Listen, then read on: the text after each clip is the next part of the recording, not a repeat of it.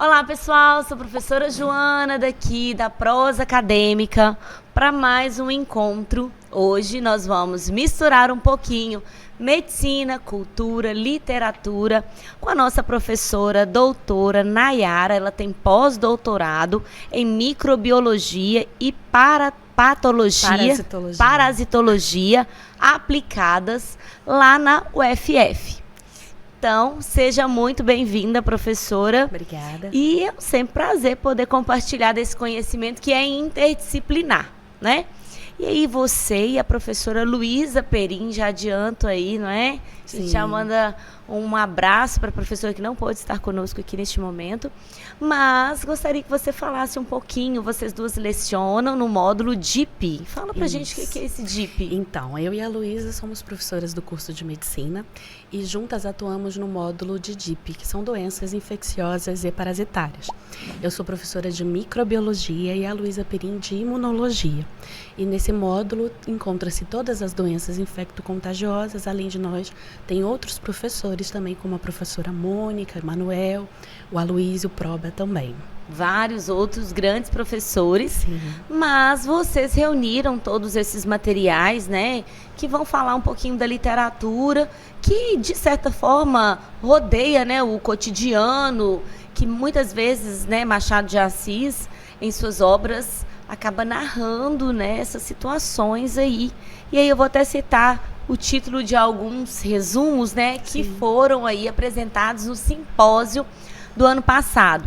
Que aí nós temos o Cortiço, né, que é entre a ficção e a realidade, uma análise crítica das condições sanitárias no Brasil, a partir da obra, né, do Cortiço. Depois nós temos aí A Dama das Camélias, uma discussão sobre a mudança do perfil socioeconômico da população acometida pela tuberculose. Depois nós temos aí sobre a linguagem coloquial, né, regional de Sara Palha, né, dentro aí da norma culta e termos científicos. Depois também nós temos A Alma de Lázaro. Sim. E vários outros resumos que também foram contemplados, entre eles também A Febre Amarela, Isso. na perspectiva da obra machadiana Memórias Póstumas de Brás Cubas. E aí, como foi juntar tudo isso, colocar a literatura, que todo mundo sabe que eu sou assim, né? Apaixonada. É a minha área. Pude fazer parte também desse projeto junto com as professoras. Mas, é claro, aqui o espaço é seu para poder trazer esse olhar interdisciplinar. E, mais uma vez, dizer que a literatura ela não é somente uma área apenas voltada para linguagens. A literatura ela é interdisciplinar por si só. Mas, sabendo disso, como foi para você construir um material que é científico, associando essas duas áreas? Então, como eu sou a área da saúde, assim como a literatura, ela é obrigatoriamente interdisciplinar. Muito se engana quem acha que é só um profissional que está atuando. A gente tem à frente biólogos, biomédicos, enfermeiros, fisioterapeutas, médicos veterinários. Então, hoje a gente fala de saúde como One Health. Mas como bacteriologista, que é a minha especialização, a gente tem a consciência de que qualquer infecção, ela tem uma perspectiva que não é só do ponto de vista entender aquele micro-organismo, entender a química dele, como ele interage, qual é a sua relação parasita-hospedeiro. Eu preciso entender os meios, como ele vai ter acesso a esse indivíduo, como ele vai ser transmitido. E muitas das vezes, questões sociais, questões econômicas são fundamentais para que eu tenha a proliferação de um determinado micro-organismo e, com isso, a disseminação de doenças. No Cortiço, que é onde eu trabalhei mais com vocês, por ser natural do Rio, né? Eu não sou carioca, eu sou maricaense, sou natural da cidade de Maricá, então eu sou fluminense. A gente pensa no Cortiço e é muito interessante contextualizar o Rio de Janeiro da época. Porque o que acontecia? Ali não se tinha uma coleta de lixo, existia uma população muito grande. E qual era a questão? O Cortiço e outros ambientes que eram comunitários, eles tinham pouco banheiro, às vezes 1, 2, para tomar banho. Então as pessoas faziam as suas necessidades, por exemplo, em pinicos. E como descartar isso, né? Muitas das vezes tinha-se a lei do lá vai, né? Água vai. Na verdade, se grita tradicionalmente lá vai, que era nada mais do que gritar água vai, enquanto você dispensa as fezes e a urina pela janela. E esse hábito de não ter a coleta de lixo e de não ter as condições sanitárias adequadas acabou tornando o Rio de Janeiro uma cidade propensa à disseminação de várias infecções importantes, criando um ambiente extremamente insalubre, né? As pessoas viviam com ratos, baratas, muito lixo, fezes e urina. Então era um ambiente que contextualiza essa total insalubridade do Rio de Janeiro, que precisou depois passar por muita obra para melhorar isso. E é interessante que essa cultura do água vai é tão forte ainda, né, que no Rio hoje a gente tem que ter uma multa por CPF muito pesada para quem joga lixo no chão, porque é enraizado isso, é um padrão quase que social. Cultural. Isso, de não ter o cuidado com o lixo. E, infelizmente, isso enraizou de uma maneira que, nos anos 2000, mais ou menos 2016, se não me engano, o Rio de Janeiro teve uma reforma na sua legislação para multar o carioca que jogasse lixo no chão, porque as pessoas simplesmente jogavam, e aí tornava o lugar, né, lugares lindos, maravilhosos, e você olhava para o chão cheio de lixo, sem o menor cuidado. Então, isso foi um aspecto que permaneceu culturalmente no Rio de Janeiro por muito tempo. E até hoje, se você vê alguém jogando lixo no chão, suspeite que é um carioca, porque esse hábito feio permanece em muita gente. E foi um desafio trabalhar assim, mesmo que você goste, mas a gente acaba tendo que passar isso para o aluno que está ali numa área específica, né, da medicina, e contextualizar essa área, né, que era a literatura, e conseguir dar um contorno voltado para a área da saúde?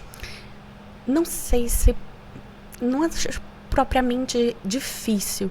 Talvez porque eu sempre gostei muito de história e esse contexto acadêmico. No Rio a gente tem muito a questão do vínculo ao Oswaldo Cruz, a Fiocruz, a sua fundação, né, o orgulho de ter a Fiocruz ali, de sua história, de como aquilo foi feito. Então todo biólogo, todo profissional de saúde no Rio, ele é vislumbrado com essa história. Uma questão e a histórica. gente gosta, a gente estuda isso muito forte. Então, para mim, como profissional nessa área, tendo a formação de onde eu vim, foi bem tranquilo, mas para quem não conhece, quem não viveu essa realidade, é muito estranho, porque você lê assim, a lei do água vai. Como assim? Joga água? O que você está fazendo? Como assim? Na verdade, não é água, são fezes, xixi. Então, esse contexto, trabalhar com os meninos é muito enriquecedor. Algumas vezes, os meninos ficam, nossa, mas peraí, como assim jogava cocô no chão? Que isso, professora? Mas e se caísse em alguém? Caía muitas vezes, era muito comum as pessoas ficarem sujas, né? E engraçado, você consegue colocar isso agora assim, saindo um pouquinho do mundo, né, do resumo científico, da escrita, você sente assim que durante as aulas, né, na sua perspectiva aí de professora, quando é possível colocar esses recortes históricos, literários, você sente que isso agrega, mas você consegue perceber essa aceitação do aluno? Sim. Geralmente, dependendo da patologia que a gente estude, infecto-contagiosa, a gente sempre vai ter um perfil histórico ligado a ela. Desde que seja uma questão endêmica, por exemplo, a tuberculose é endêmica do Brasil, desde que seja, por exemplo, uma doença que chegou aqui, que não era daqui. E é muito interessante essa contextualização, porque a gente acompanha a história dessas patologias e a migração delas, como elas migraram, como certas patologias chegaram no Brasil. Então, a gente tem relatos desde patologias que chegaram com os escravizados, com os portugueses, e isso é importante para a gente compreender o fluxo dessas doenças, e até hoje a gente precisa disso para entender como esse processo de disseminação é feito e saber pontualmente como intervir nesses momentos mais drásticos, como, por exemplo, o Covid, de como contornar essas situações e de se precaver. Então, eu acredito que os alunos de medicina, em geral, gostam muito desse contexto. Nem sempre o tempo que a gente tem de aula dá para fazer um contexto rebuscado, né? Porque a gente tem um tempo limitado e é muita coisa, é muita matéria, né, para selecionada.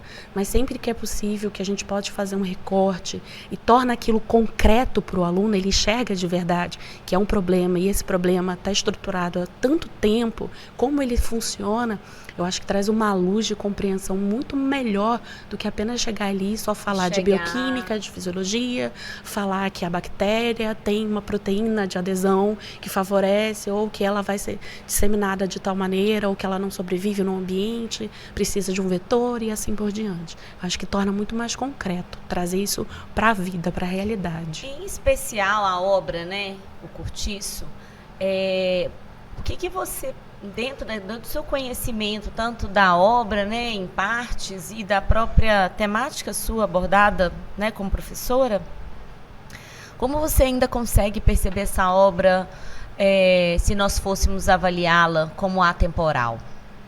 Se a gente fosse olhar ela hoje, é muito fácil. Vou dar um exemplo prático. O Cortiço no Rio de Janeiro não existe.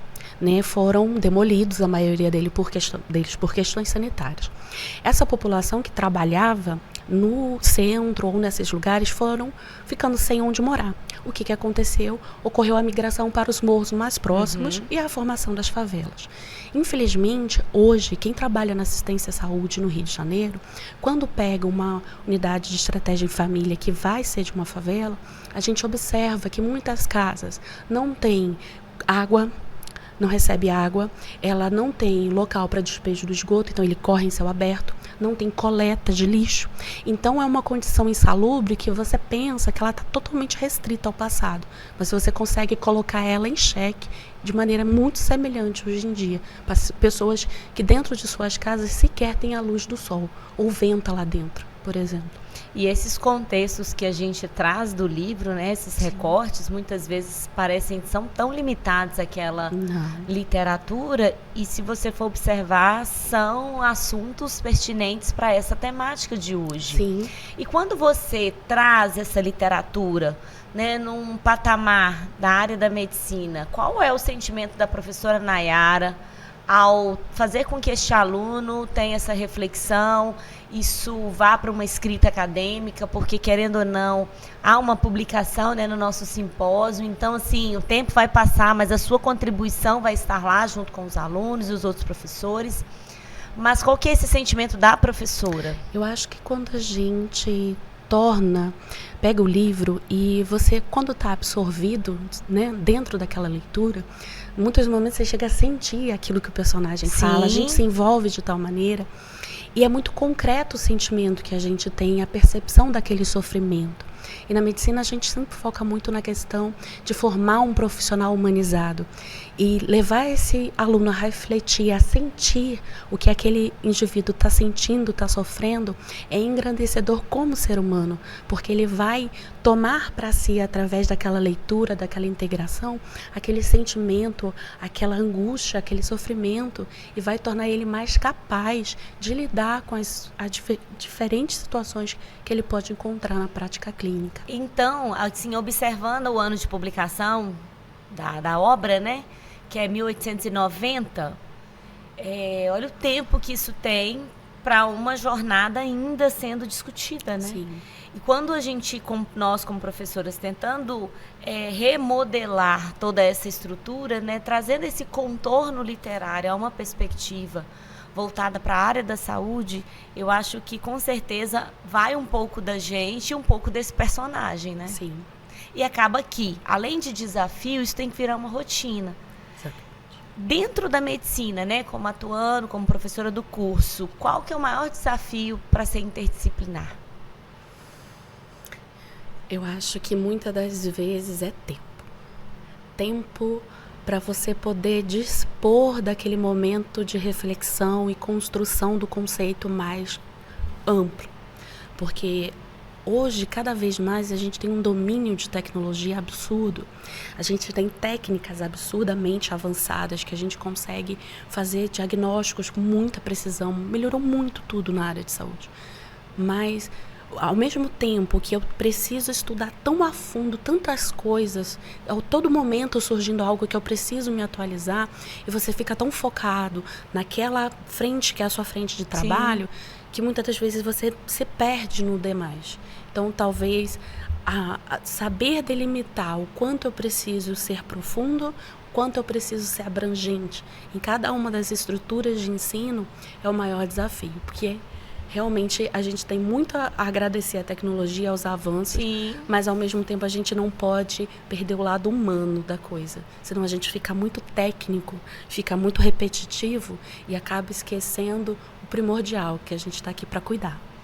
E a literatura para você, tem algum outro livro, aí saindo um pouquinho da sala de aula, e tem algum outro livro que você, sim, não precisa ser literatura brasileira, mas se for vai ser maravilhoso, né? Mas dentro da área da própria literatura que você consegue colocar também na sua sala de aula, ou naquilo que você fala, poxa, esse livro aqui me ajuda também a ser um pouco melhor na minha área. Bom, eu acredito que a obra O Tempo e o Vento, do Érico Veríssimo, é interessantíssima. Quando eu falo de infecções em feridas cirúrgicas, em amputações, e aí a gente fala, olha, naquela época não tinha nada, como é que o cara fazia lá, na então guerra?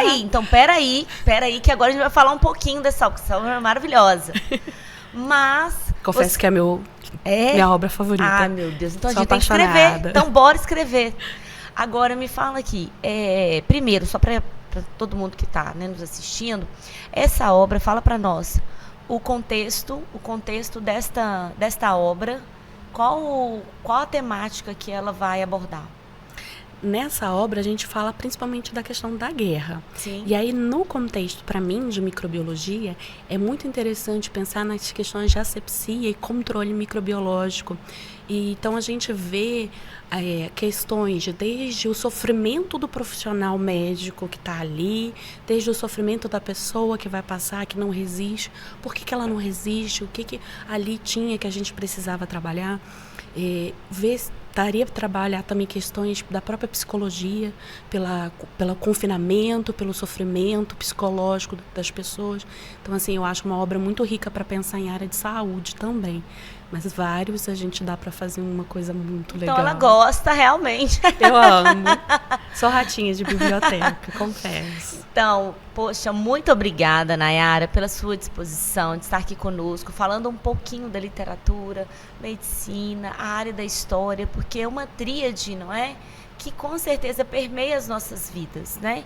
E eu já te convido para o próximo podcast para a gente falar dessa obra, porque aí a gente pode falar um pouco mais sobre essas questões históricas. Sim. E aí, quem sabe, a gente não faz uma casadinha aí com um outro professor ou professora que também possa associar essas áreas de uma maneira mais abrangente. Sim. Também para a gente poder trazer essa discussão. Claro. Mas eu te agradeço muito, obrigada. Eu que agradeço. Já mandamos um abraço aí para a professora Luísa, para todos os alunos que contribuíram aí com os resumos, com todo o material que com certeza você também tem acesso, só digitando, né, entrando pelo site da Univale e tentando aí o acesso aos resumos, né, propostos do ano passado, né? Uhum. Então, abre as inscrições no meio do ano, setembro é simpósio, a gente espera por você.